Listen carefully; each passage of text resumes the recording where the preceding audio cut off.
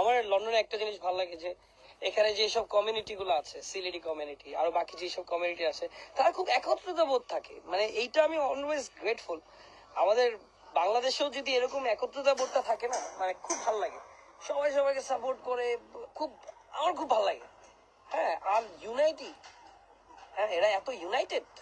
আপনারা যদি কেউ সিলেটি হয়ে থাকেন তাহলে আপনারা একটা জিনিস জানেন যে আসলে সিলেটি কমিউনিটি এখানে যে কত বড় স্ট্রং হোল্ড করে, ইউ হ্যাভ নো আইডিয়া। এটা জানে না তারা, আসলে তাদেরকে আমি বলতেছি হিউজ।